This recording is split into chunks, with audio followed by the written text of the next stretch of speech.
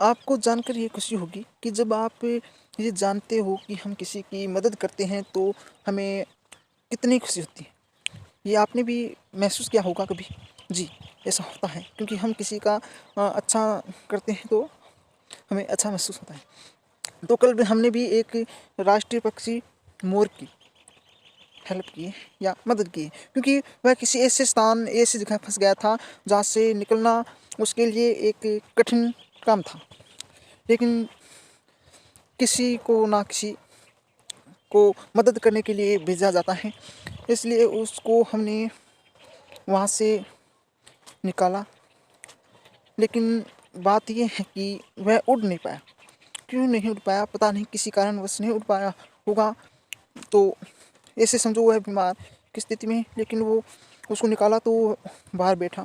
फिर उसको पकड़ने की कोशिश की तो वह भागा। उड़ नहीं सकता लेकिन भाग सकता है, दौड़ सकता है।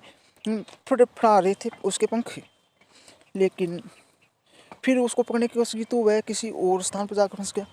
लेकिन वहाँ पर कुछ लकड़ियाँ को हटाया और उसको निकाला।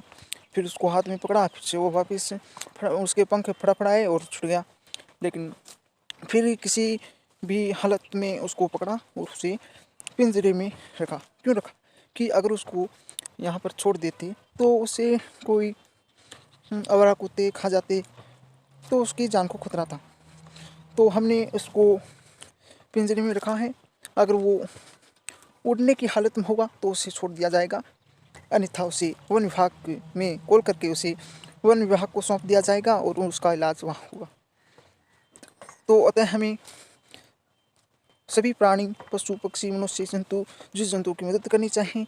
यही वसुदेव कुटुंबकम का अर्थ है। आपको मोर भी दिखाएंगे हम, वो जो अभी पिंजरे में है, जिसको कल शाम को पकड़ा था। तो वन विभाग को कॉल करेंगे और उसे ले जाएंगे और उसका अच्छे से इलाज होगा वहाँ। अगर आपको भी कहीं दिखाई दे जीव जंतु पशु पक्षी कोई भी प्राणी कठिनाई में, तो आप निश्चय उसकी मदद करें। आप मदद करोगे तो उसके बदले में आपको अंत बिना मदद मिलेगी, चाहे वह किसी रूप में हो। तो आपको ये ध्यान रखें कि हम भी मदद करें। ये मनुष्य का कर्तव्य है। मनुष्य होने का और कर्तव्य क्या है?